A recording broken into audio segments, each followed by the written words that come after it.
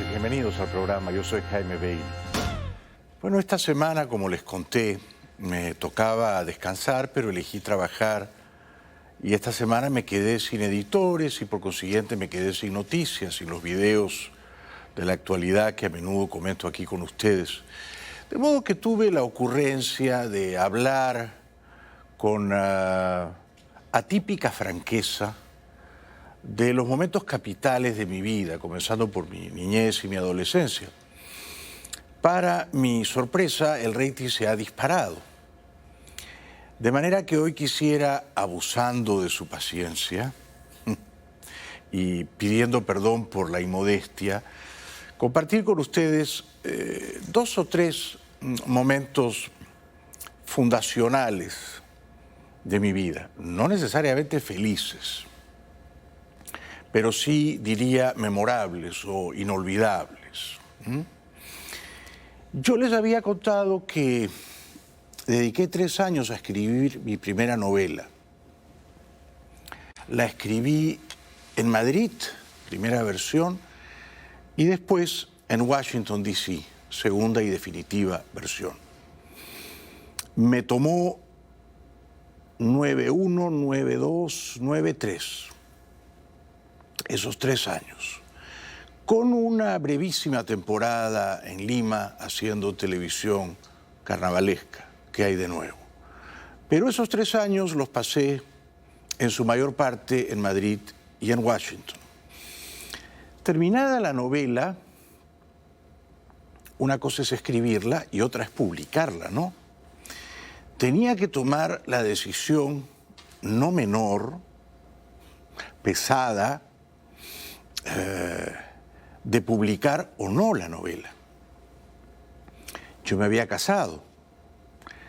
Mi esposa y yo habíamos tenido una hija que había nacido en Washington, en el hospital de la Universidad de Georgetown, llamada felizmente Camila.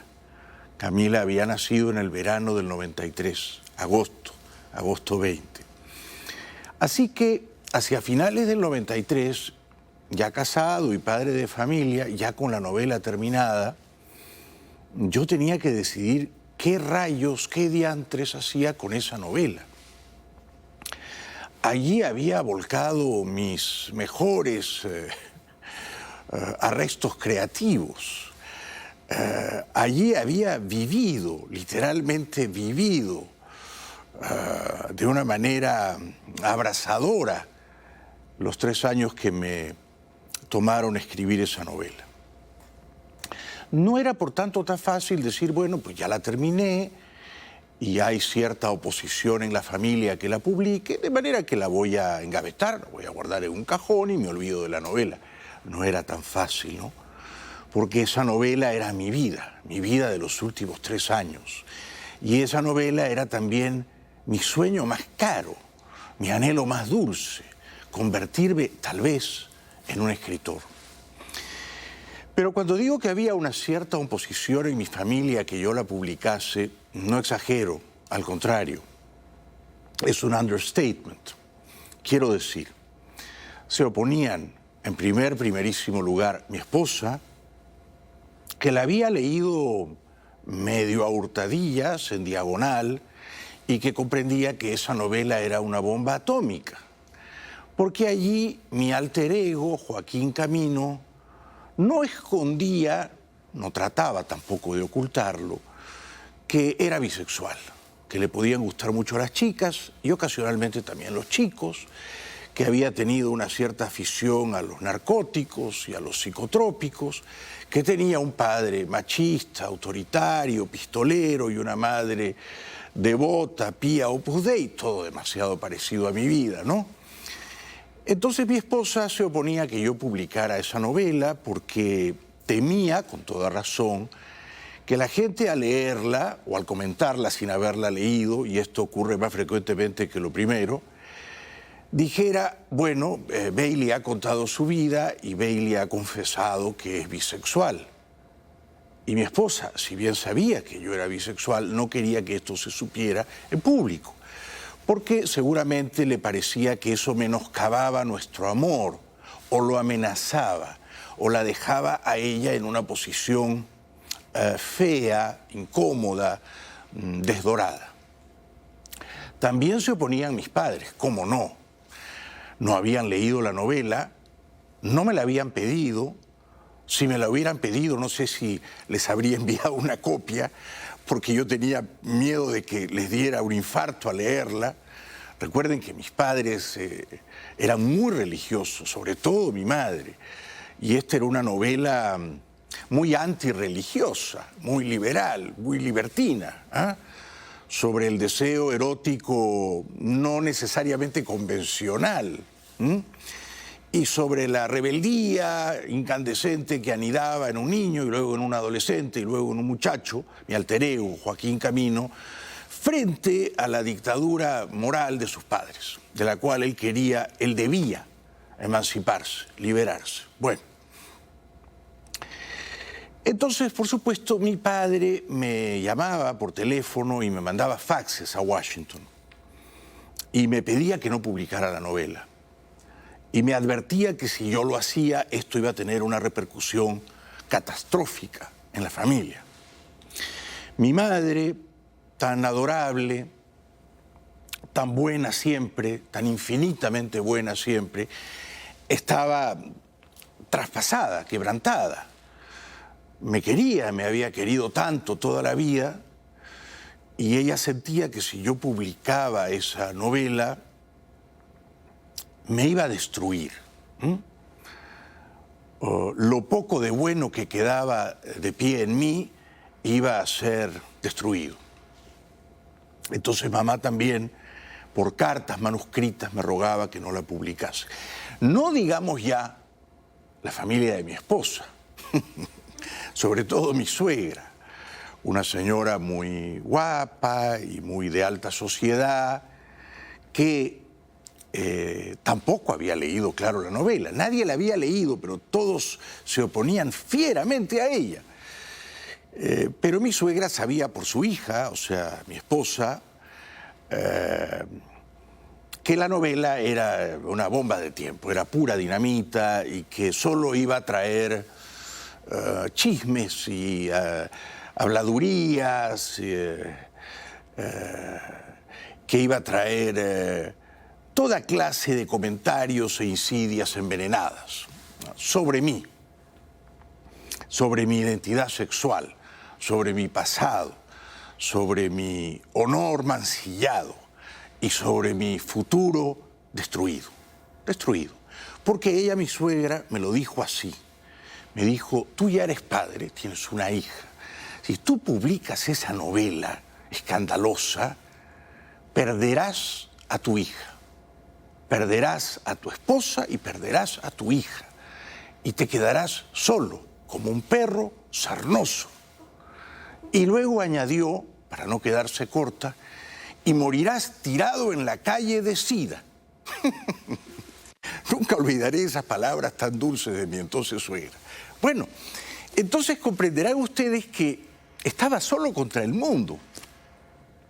Éramos mi novela y yo, y toda mi familia, mis papás, mi suegro, mi esposa, mis hermanos, que son muchos y que me quieren, pero que por supuesto también veían esa novela como un artefacto explosivo que iba a lanzar esquirlas, granadas, plomo sobre toda la familia, y que iba a dañar grave e irreparablemente la reputación de la familia. Tal vez eso, la reputación de la familia o mi propia reputación, eran ficciones, ¿no? Eran cosas que ellos se imaginaban, pero a esas ficciones se aferraban, como yo me aferraba tenazmente a mi novela. Fue entonces una decisión muy ardua, muy compleja. No exagero si digo que fue la decisión más difícil de mi vida, publicar o no publicar esa bendita novela titulada No se lo digas a nadie. Porque yo no quería humillar a mi esposa, yo no quería arriesgarme a perder a mi hija recién nacida de apenas 1 año. Tampoco quería humillar a mis padres, y menos quería injuriar o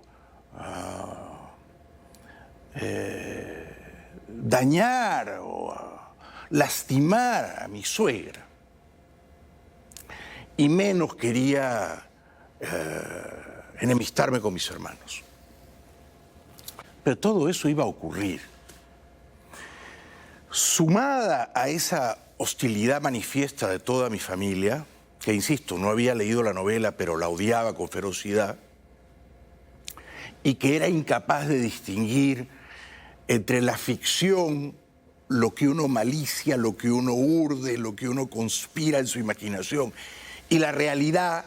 Claro, esos personajes ficticios se parecían demasiado a las personas reales que los habían inspirado, pero probablemente eso solo lo puede entender un escritor o un artista, ¿no? Y no alguien que es aludido en una obra de ficción y que se siente vampirizado, saqueado y expuesto. Digo, sumado a esa hostilidad de mi familia, ocurrió un incidente que no olvidaré.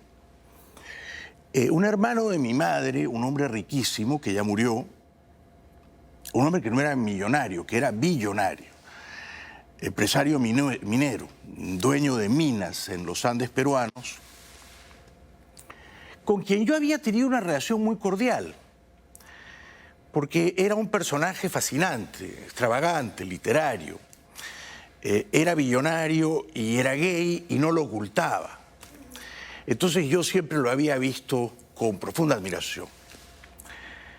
No así mi padre, que no, algún tramo de la vida familiar no lo dejaba entrar a la casa porque era un tío gay. Bueno, este tío me mandó una carta manuscrita a Washington y me pidió que no publicase la novela, no se lo digas a nadie. No me pidió leerla, pero me dijo: he escuchado esto de tu madre, he escuchado esto de tu padre, he escuchado esto de tus tías, la familia está en conmoción, te estás equivocando, ¿no? No tiene sentido que hagas algo que va a provocar tanto daño, tanto dolor, tanta aflicción en tu familia, las personas que más quieres. ¿Quieres ser un escritor? Bueno, escribe otra novela, escribe un libro de cuentos, escribe un ensayo, pero escribe algo que por ventura no humille a tus padres y a tu esposa. Sí que tenía un punto, ¿no? Era un análisis racional, costo-beneficio.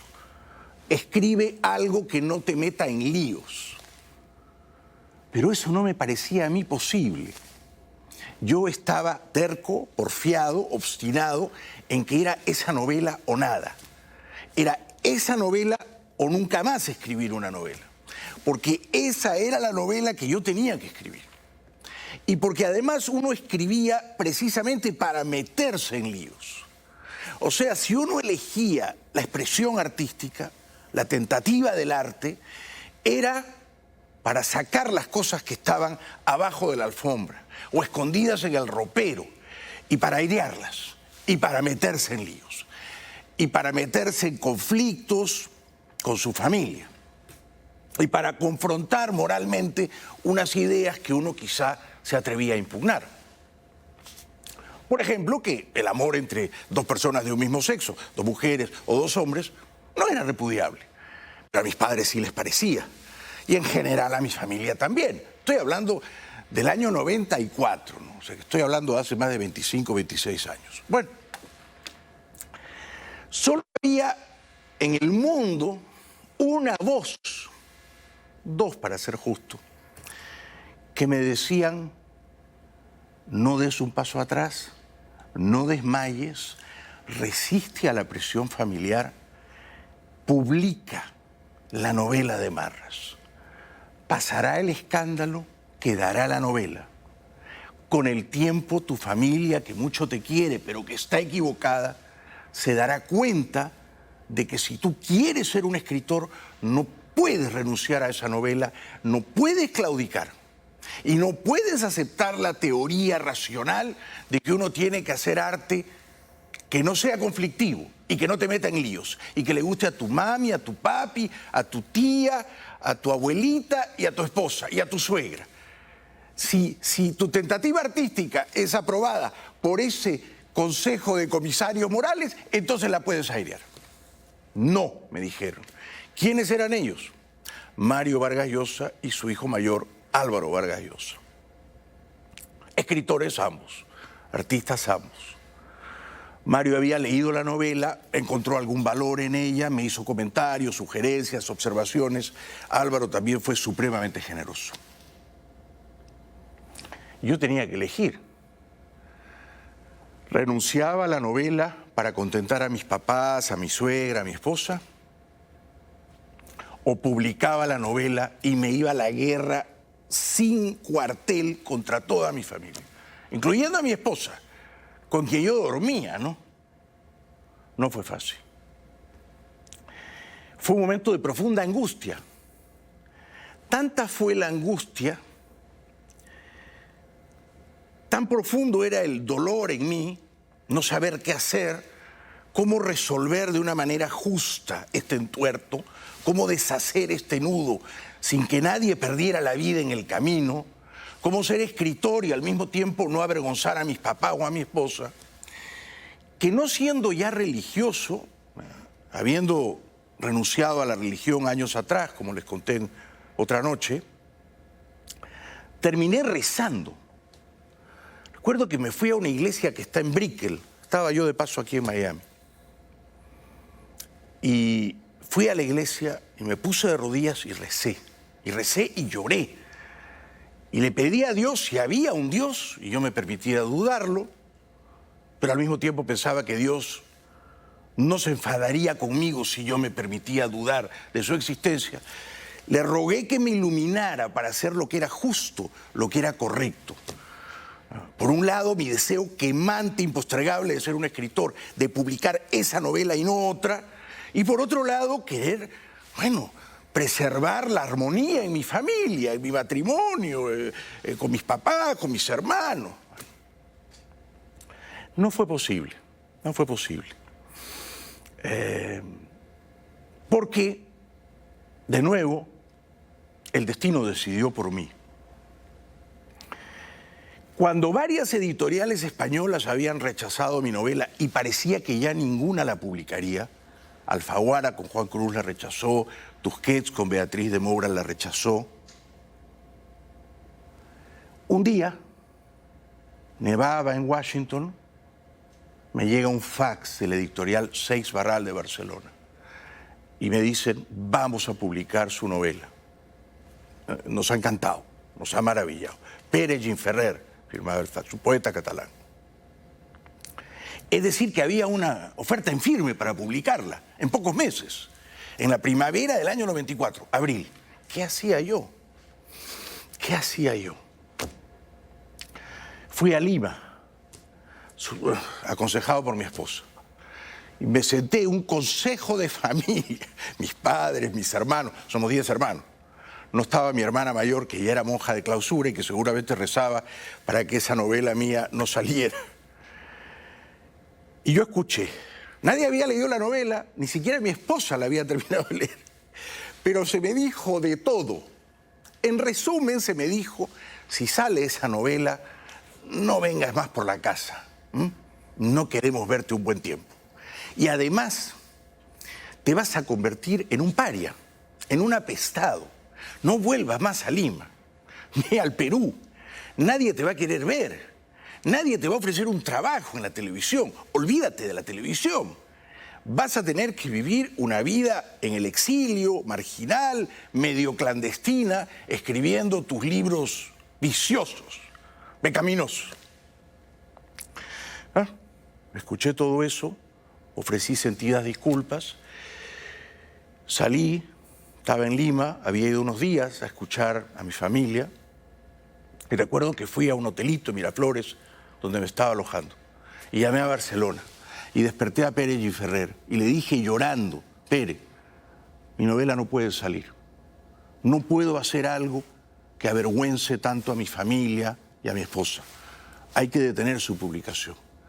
Y Pere Gimferrer lanzó una risita nerviosa que no olvidaré y me dijo, Jaime, es muy tarde, la novela ya entró a imprenta. La novela salió pocas semanas después. Qué emoción y qué orgullo sentí al verla, al tenerla en mis manos en Washington. Ese año fue uno de los libros más vendidos en España, donde no me conocía nadie por la televisión. Cada mes se hacían reimpresiones, miles de ejemplares. Es decir, que esa novela, el año 94, salió en abril, vendió más o menos 100 o 120.000 ejemplares.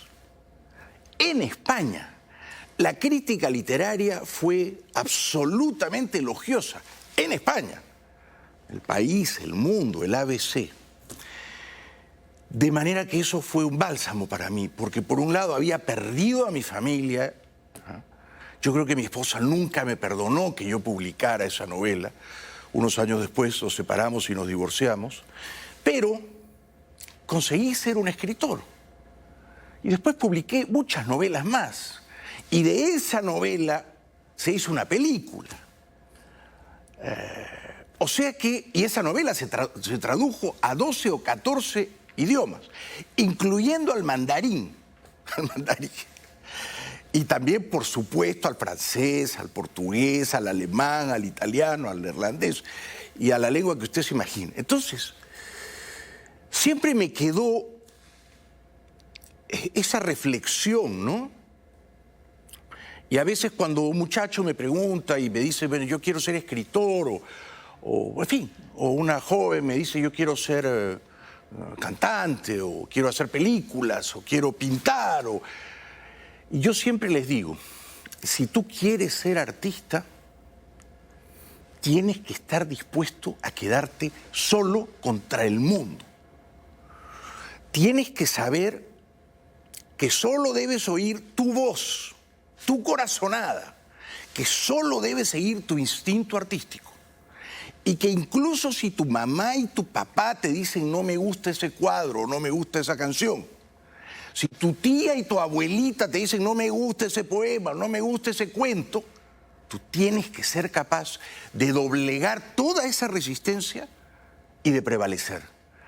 Con los años, como me dijo sabiamente Vargas Llosa, pasará el escándalo y quedará el libro. Han pasado más de 26 años. Aún ahora esa novela se vende.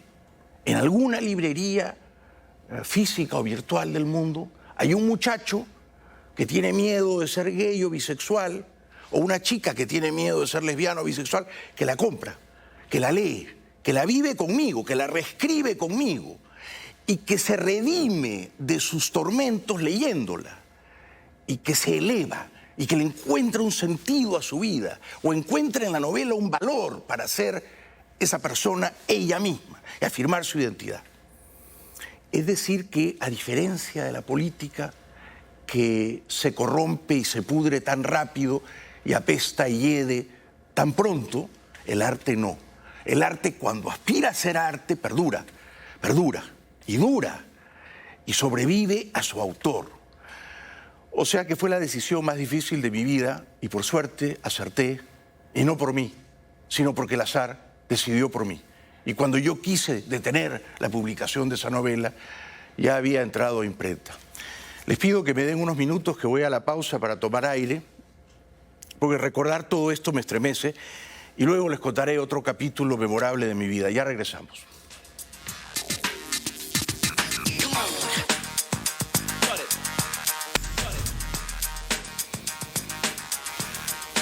Bienvenidos de vuelta. Comprenderán ustedes que después de dedicar 3 años a escribir un libro y no tener ingresos y consumir buena parte de mis ahorros, yo tenía que volver a la televisión. Entonces, el año que salió mi primera novela, me había quedado ya con poco dinero en el banco. Y estaban por venir más adelante las regalías, si acaso, ¿no? Y yo no podía tampoco sospechar que me iban a hacer una buena oferta para comprar los derechos y llevarla al cine. Bueno, entonces tocaba hacer televisión. Yo estaba casado, tenía ya una hija, ¿no? Nos fuimos con mi esposa y la niña 3 meses a Lima, ¿no? Hice un programa de temporada y salimos huyendo. Y a principios del año 95... y estamos ahora a principios del año 2021, o sea, hace 26 años, comencé mi andadura en la televisión de Miami. Esta noche, aquí en el estudio, un amigo, un camarógrafo, Lázaro Navarro, que me acompañaba en esas primeras emisiones de mi programa en Miami, que era propalado por un pequeñísimo canal periodístico, el Canal Sur. Habíamos montado un estudio en un banco en quiebra, en Lincoln Road. Entonces había quedado bonito. Entonces todas las noches yo hacía un programa de entrevistas. Y a pesar de que el canal era chiquito, Sur, vinieron grandes personajes. Recuerdo, por ejemplo, que vino Enrique Iglesias, que estaba lanzando su primer disco. Inteligentísimo, Enrique. Encantador como siempre. Vino Ricky Martin, no había salido del closet. El pelo largo, esponjoso. Y yo haciéndole preguntas medio burlonas, como ¿cuántos secadores de pelo tienes en tu casa de Los Ángeles? Creo que Ricky me odió. Yo rozando el tema de del homoerotismo, creo que Ricky me odió. Bueno, pero también vinieron personajes, en fin.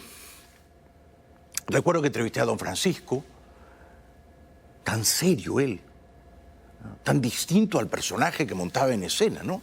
Un serio, un empresario, un hombre muy, muy brillante. Recuerdo que entrevisté a Cristina, y en fin. Y el programa funcionó.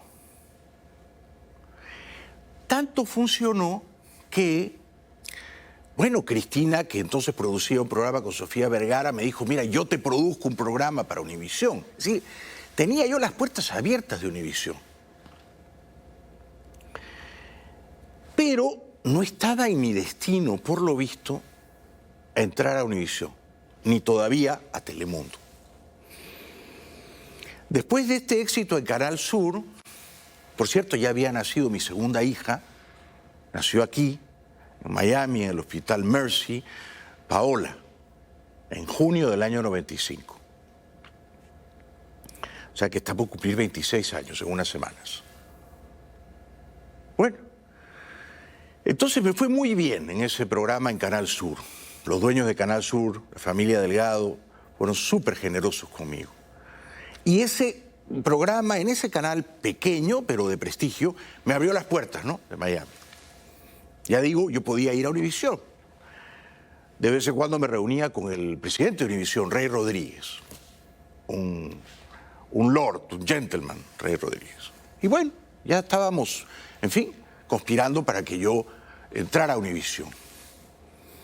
Pero Rey tenía un gerente de programación, cuyo nombre ahora me resulta esquivo, que era como un sabio, un gurú, un saorí, que le dijo, mira, contrata a Bailey, pero ponlo a mediodía y que haga un programa para las mujeres.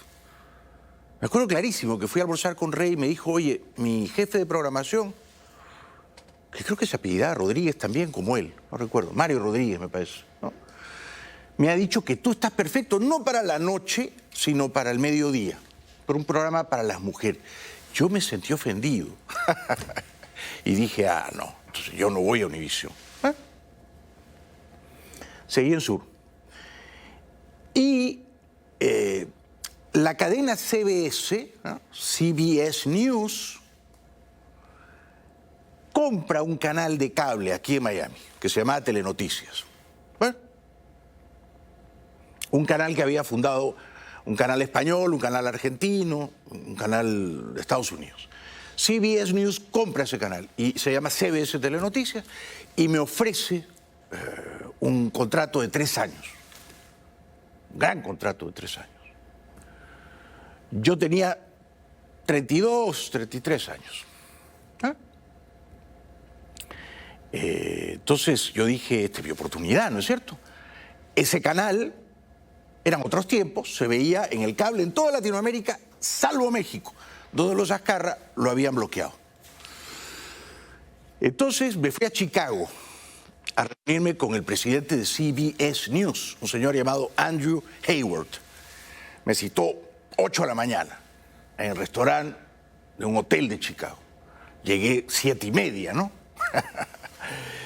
Y entro al baño y estaba orinando, miccionando, y se para un tipo a mi lado y empieza a hacer lo mismo, me mira, y yo digo, ¿por qué me mira este tipo, no? No es apropiado que me mire si él y yo estamos orinando. Y me dice en inglés, ¿no? Tú no eres Jaime Bailey. Yo volteo y le digo, sí, tú no eres Andrew Hayward. Sí, nos reímos. Fue un buen comienzo. Firmamos el contrato semanas después, estrené el programa en CBS Telenoticias y fue un éxito. Fue un gran éxito. Bueno, perdonen la inmodestia, pero funcionó, ¿no? Y era un programa de entrevistas y se veía, ya digo, en toda América, desde Canadá hasta la Patagonia, con la solitaria excepción de México. Pero en ciertos países como la Argentina y Chile, o como Colombia, bueno, no digamos ya en Perú, mi país de origen, se veía mucho el programa. O en Venezuela también, olvidaba decir, Colombia y Venezuela, Argentina y Chile. Sí, estos eran los 4 países en fin, donde funcionó mejor mi programa. Entrevisté a grandes artistas, ¿no? Entrevisté a Shakira y me enamoré de ella. Pero yo venía saliendo de mi primer matrimonio y estaba traumatizado. Fue muy difícil para mí, porque por un lado triunfaba en público y por otro lado fracasaba en privado. Más éxito tenía en la tele, más plata ganaba, más famoso me hacía, más invitaciones, viajes, charlas, conferencias. Pero en privado mi vida era un fracaso absoluto, porque mi esposa ya no quería estar conmigo. Creo que no me perdonó la primera novela, no me perdonó que yo dijera, bueno, sí, soy bisexual, amo a mi esposa, pero soy bisexual, ese pero la lastimaba. Y ella decidió separarse de mí e irse a vivir a Lima. Yo le decía, bueno, separémonos, pero no te vayas a Lima, quédate aquí en Miami, en Key Biscayne. Estemos a distancia caminable o en bicicleta, pero a Lima, 5 horas y media en avión. Bueno, se fue a Lima con las niñas. Y no la culpo, y no se lo reprocho. Ese era su destino, ese era su camino. El mío era otro, el mío era seguir aquí. Por suerte, cuando eso ocurrió, cuando ese fracaso personal ocurría, al mismo tiempo que me iba tan bien en público, en la tele, los muchachones de CBS News me dijeron, no te preocupes. Cada mes te vamos a dar unos días libres para que puedas ir a Lima a visitar a tus hijas. Y nosotros te vamos a pagar el viaje. O sea, que esa era una señal de que el programa iba bien, ¿no es cierto? Y fue muy bien. Y entrevisté, decía, a Shakira, y a Calamaro, y a Charly García, y a Bosé, y también a grandes escritores, como no, y a grandes políticos, presidentes, jefes de Estado, en fin. Fue un programa extraordinario, ¿no? Yo en ese momento pensaba, cuando termine mi contrato de 3 años, sigo en CBS, o de repente paso a CNN, ¿no es cierto? Eso estaba en mi cabeza, ese era mi plan, sigo en CBS o paso a CNN. Pero esos 3 años, 96, 97, 98, quizás hasta principios del 99, fueron muy probablemente los de mayor éxito en mi carrera de televisión. Ya digo, éxito público, fracaso privado, ¿no? El público sonreía y era un ganador. Y en privado estaba yo en la casa familiar, una casa de 4 o 5 habitaciones, buscando a mis hijas ir a encontrarlas, ¿no? El cuarto de Camila, el cuarto de Paola, el cuarto de huéspedes, y todavía allí sus muñecas, sus peluches, incluso sus olores en las almohadas y en la sábana. Entonces era durísimo estar tan solo y tener que ir hasta Lima a ver a mis hijas una vez por mes. Pero, por supuesto, fui inmensamente feliz, inmensamente feliz. Y el éxito internacional en la tele potenció, multiplicó la venta de mis libros, que ahora se vendían más en aquellos países donde había gente que me veía haciendo entrevistas cada noche. Argentina, Chile, Colombia, Venezuela. Digo, México no, pero casi todo Centroamérica y etcétera, ¿no? Así las cosas, vamos a ir a la pausa y si me acompañan luego les voy a contar cómo después de esos años de éxito en Sur y en CBS, era lindo además recibir mi cheque mensual, me llegaba por correo, y el cheque era de CBS News. Yo decía, esto es un triunfo, ¿no? Yo era un imberbe reportero en un periódico de Lima y ahora trabajo para CBS News. Bueno, pero estaba por ocurrir, año 99, fines del milenio, mi gran fracaso en televisión. Y esto sí que no estaba en mis planes, ¿no? No estaba en mis planes. Ya digo, mi plan era renovar CBS o cambiarme a CNN. Pero me esperaba un fracaso terrible, doloroso y aleccionador. Les cuento eso después de la pausa.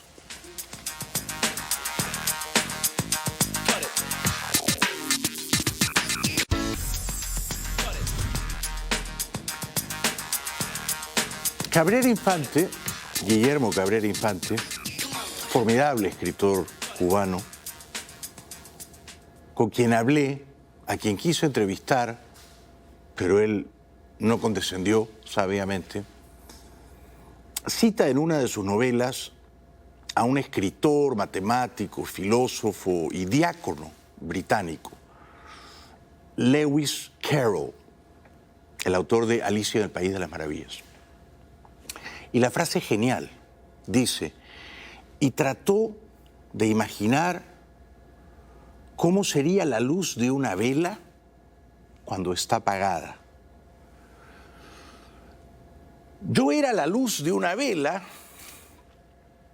encendida cuando estuve en Sur, cuando estuve en CBS. Y yo no podía imaginar cómo sería la luz de esa vela de pronto apagada. No podía imaginar cómo era la luz de una vela apagada. Algo inimaginable. Eso fue lo que me ocurrió. Terminado mi contrato de 3 años con CBS, tuve no una, no 2, pero 3 ofertas. Y tenía que elegir una entre 3. Esto, por supuesto, es halagador, que te quieran fichar aquí y allá, ¿verdad? Pero al mismo tiempo puede ser un problema que se parece a una tortura o a un suplicio, porque uno agoniza pensando, ¿y cuál es la decisión correcta? ¿Cuál la decisión sabia? CBS quería seguir conmigo. Ahora pienso que por gratitud, que es una virtud que me ha sido muy esquiva, yo debí renovar con ellos. Pero los gringos de CBS News no estaban contentos, perdían dinero y querían venderla. Entonces yo pensaba, renuevo con CBS News, pero ellos van a vender esta cadena. Y la vendieron a un grupo mexicano. Y luego, ¿qué va a pasar aquí? Entonces, para mí era peligroso quedarme en CBS. Me fui a Atlanta, me reuní con el presidente de CNN en español. No recuerdo su nombre, era un gringo. Lo que sí recuerdo es que era un tipo rarísimo, porque era muy religioso. Y cantaba en los oficios religiosos todos los fines de semana. Y me regaló un disco suyo de cantos gregorianos, de cantos religiosos. Yo dije, no hay futuro con este muchacho, ¿no? Es un religioso que tiene un disco de cantos gregorianos. Mejor no le regalo uno de mis libros. No hay futuro. Él no vio la posibilidad. Yo la veía hacer un programa de entrevistas en CNN en español. Me parecía la prolongación natural de mi carrera. Él no vio esa posibilidad y no ocurrió. Y entonces seguía Univisión, seguía Rey Rodríguez, gran tipo, lo recuerdo con profunda gratitud y afecto, ¿no? Y Rey me decía, vete a Univisión, Univisión es el lugar natural para ti, pero tienes que hacer un programa a la 1 de la tarde. Te vas a tener que levantar temprano, y va a ser en vivo, y vas a hacer un programa de entrevistas, de comentarios. Tú lo único que tienes que hacer es seducir al ama de casa. Y yo, tonto como siempre, sentía que esa era una propuesta menor. Tonto yo, ¿no? Debía entender que era el primer paso para entrar a Univisión. Después seguramente me habrían dado otras oportunidades mejores. Pero no, me parecía que eso no estaba a mi altura. Qué peligro el ego y la vanidad, ¿no? Son pésimos consejeros. Bueno, entonces, ingrato con CBS y ofendido con Univisión, me fui a Telemundo. En Telemundo era de Sony, era de los japoneses en ese momento. Y los japoneses de Sony habían traído de California a Nelly Galán, una productora de televisión muy exitosa. Bueno, Nelly me llamó, me dijo, te queremos en Telemundo. Le dije, pero yo hago televisión de noche, Nelia. Yo hago entrevistas de noche. Me dijo, sí, sí, todo bien. Pero no todas las noches, Jaime. Una vez por semana. Ahí me entró la duda. Le dije, pero yo hago todas las noches. La televisión es un hábito, es una costumbre. Una vez por semana la gente no se va a acordar. Yo le decía, por favor, dame un late night. Yo quiero hacer una versión de Letterman en español. No la convencí. No era mi destino. Yo veía esa posibilidad, ella no. Me puso los martes a las 10 de la noche. Fue un fracaso absoluto. Ni siquiera era en vivo el programa, era grabado. Hice algunas buenas entrevistas, ¿no? Algunas muy buenas entrevistas. Recuerdo en particular la de Juan Luis Guerra, por ejemplo, ¿no? O Alejandra Guzmán, o Cristian Castro, en fin. Pero fracasé. Fracasé en toda la línea. Los ratings eran deplorables. Es verdad también que todos los ratings de Telemundo en aquella época eran ínfimos, no solo los míos. Es decir, la cadena estaba hundida y por eso echaron a Nelly Galán. Y al medio año de que ella me hubiera contratado y puesto en antena de Telemundo, se va Nelly, entra Jim McNamara, toda una nueva administración, y Jim me guillotinó sin anestesia. No me puso anestesia, un ungüento para que te doliera menos, me decapitó. Y entonces fue un momento muy, ¿cómo decirlo?, agridulce en mi vida. Pero yo no estaba preparado para fracasar. Me iba tan bien aquí. Yo pensé que me iba a ir bien el resto de mi vida. Y de pronto esa luz encendida se apagó y yo no podía imaginar cómo sería la luz de una vela apagada. Y eso era yo. El año 2000, en febrero yo iba a cumplir 35 años y era la luz de una vela apagada. Fracaso en Telemundo, despiden a Bailey. Mis enemigos de fiesta, de plácemes. Lo despiden por bajos ratings. Fracaso absoluto. ¿Se puede pasar de un éxito clamoroso a un fracaso absoluto? Sí, en medio año se puede pasar. Soy testigo, me ocurrió. Y ese fracaso absoluto puede, sin embargo, dejar un pozo de un resabio de enseñanza. Sí, seguro. Se aprende mucho más de los fracasos que de los éxitos. Solo recuerdo, antes de ir al corte, que di una gran fiesta por mis 35 años para vengarme del fracaso de Telemundo. Y en esa gran fiesta, en Lima, en un hotel, estuvieron mis padres y mis hermanos, todos. Y ya me habían perdonado aquello de la novela. Me querían, y yo los quería, y todo estaba bien. Porque recuerdo que cené con papá. Papá y yo, enemigos toda la vida, pero en vísperas de la fiesta lo invité a comer. ¿Sí? Y le dije, papá, quiero que sepas que antes de cumplir 35 años he llegado a mi primer millón. Y mi padre me miró con profundo orgullo. Y esa noche él y yo solo hablamos de dinero, no hablamos de otra cosa. Y fue una noche memorable, de profundo entendimiento. Papá me preguntaba, ¿y cuánto te cuesta el programa? ¿Y dónde lo vendes? ¿Y cuánto te paga este país? ¿Y cuánto este? ¿Y cuánto Telemundo? ¿Cuánto CBS? ¿Y cuánto tienes? Y le dije, he llegado a más de 1 millón. He fracasado en Telemundo, pero ellos me firmaron un contrato millonario. Me echaron, pero me tienen que seguir pagando hasta el final del contrato.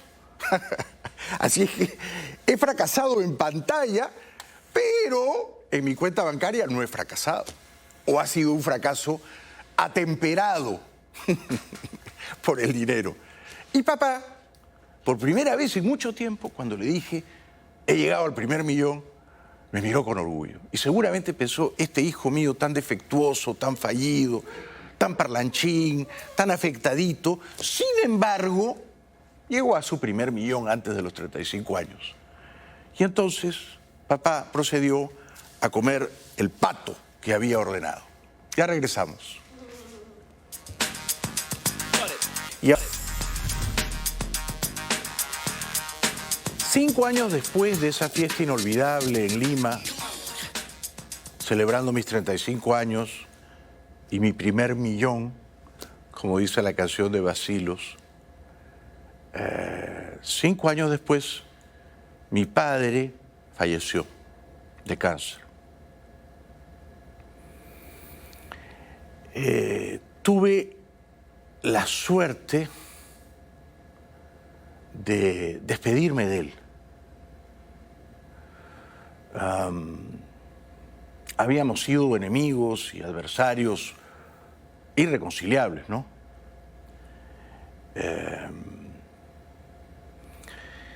Pero creo que después de todo, con los libros publicados y los programas de televisión y los éxitos y los fracasos, mi padre había aprendido a respetarme, ¿no? O a resignarse a la idea de que a mí no me podía cambiar. Yo era esta cosa problemática, pero ingobernable, ¿no? Indomable. Y yo, por mi parte, también me había resignado a la idea de que papá era papá. Y no iba a ser el papá que yo hubiera querido tener, no. Aprendimos a no vernos con hostilidad, ¿no? Y estando ya él en la clínica, lo fui a visitar varias veces, y lo tomé de la mano, besé su frente, le pedí perdón, ¿no? Le pedí perdón por haberle dado tantos disgustos, tantas vergüenzas, tantas decepciones, ¿no? Y le dije, yo sé que tú querías que tu hijo mayor fuera distinto, fuera más como tú, pero yo no pude ser así, yo salí más a mamá. Lo importante es que, bueno, ahora nos estamos separando y yo te quiero, como siempre te he querido, no he sabido expresarlo bien, pero en fin, le pedí perdón, ¿no? Le pedí perdón profundamente. Y quiero recordar lo que Platón escribió en su Apología de Sócrates. Ha llegado la hora de partir. Cada uno seguirá su propio camino. Yo a morir, vosotros a vivir. ¿Qué será mejor? Solo Dios lo sabe. Ya regreso.